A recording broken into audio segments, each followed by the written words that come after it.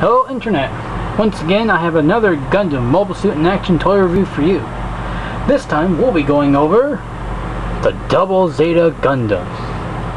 The Double Zeta Gundam was the titular mobile suit of the anime Mobile Suit Gundam Double Zeta. It was piloted by the main hero, Judah Ashta. Let's get on with the review then. This figure is, for the most part, a version 2 type toy. Like, sporting double jointed elbows and double jointed knees.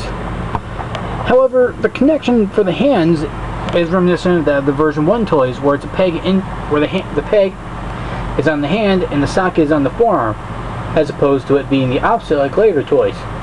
This isn't so much a problem, it just makes moving the hands a little bit more difficult. But if you live with that, then never mind then. The sculpt is very, very accurate. Though I should note that this toy sadly does not transform. Bummer. Other than that, it looks fairly good. The figure includes 27 points of articulation. That includes the head, the shoulders, the biceps, the double jointed elbows, the turning wrists, the figure turning at the elbow, leg joints, which are hindered a little bit by the leg armor, and the leg is stuck out for far too long, the armor will start to warp. Double jointed knees, a single ball joint on the feet, the backpack can tilt back and forth, the shoulder cannon / beam saber hilts can rotate on their recharge racks, the thrusters can move up and down, and little pods open up on the top of the backpack to reveal missiles. And lots of missiles, each one individually painted. The paint job on the figures is another fairly clean, and that's a fair consistency with the toy. The toy also has shields on each arm, which can rotate. I guess that would make it another joint. Well, that's up to you. I just count the main body parts, mostly. All the panel lines are filled in, and while I say I don't care if they're filled in or not, I will say this: when they are filled in, they look very nice, and do bring in some more detail to the mobile suit, not that it's needed too much. The thrusters are painted individually, with red border. The bottom of the feet are fairly standard.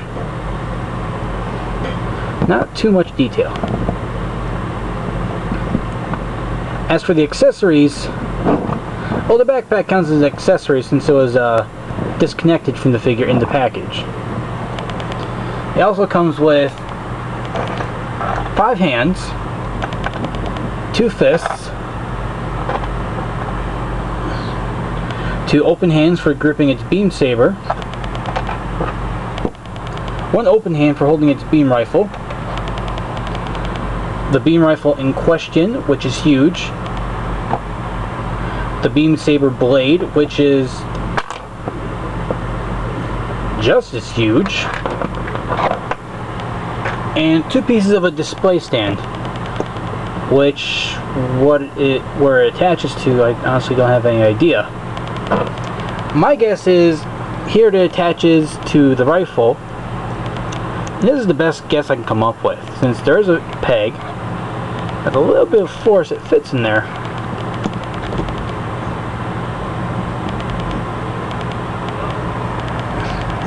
It looks like it would belong, but something about it just doesn't seem right. The instructions really don't tell you much about it, so I'm at a loss. Anywho, let's check out the figure with its accessories. Yeah. As I said, requires a little bit of force. We'll pull up the shield just to get it out of the way.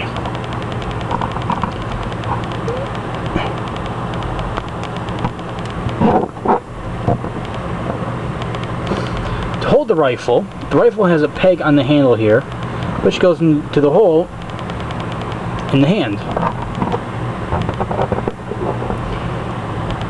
This can be a little tricky to get in there. It's not so much getting in there that's the tough part, it's keeping it in there that's tough.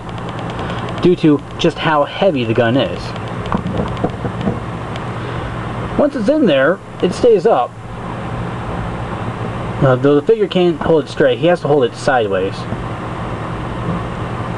Or he can somewhat get it straight, but it just looks a little... Oh, now it's stuck. Oh, there we go.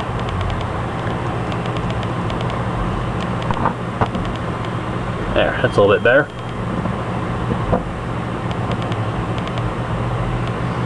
There he is with his huge gun.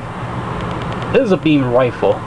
Looks more like a beam cannon if you ask me. Ah, there he goes. Next we'll move on to the beam saber. Now what surprises me, it only comes with one beam saber blade. That's a little bit disappointing considering just the sheer awesomeness.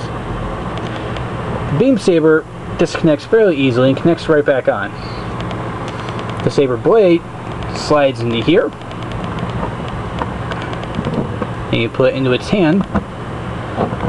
Surprisingly, it holds the beam saber very securely. And shaking it around, the worst it does is cause the hand to turn. So it's in there pretty tight.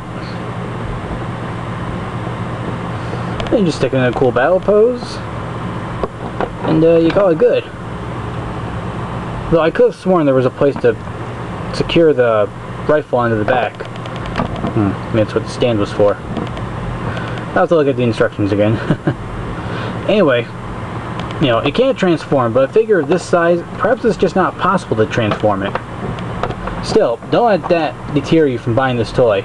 This toy is still somewhat easy to find, I should say, on the internet, and it's worth the price. Unless it's like $100, then I'd say go find something else. But the most you should have to pay for this is $40. Did I mention it's probably worth it? It's a good toy, solid sculpt, good detail, fun accessories. I just really could have used a little more. Like say a second blade? That would be nice. Oh no, I give this toy another high mark. A 9 out of 10. Notice I've been missing giving ratings to some of these toys. So I'm going to go back and just put my rating into the description boxes for your convenience, or if you're too lazy to watch the video, which I'd hope you're not. Anyway, comments and suggestions and requests for reviews are accepted, and I hope you'll keep watching. Have a nice day.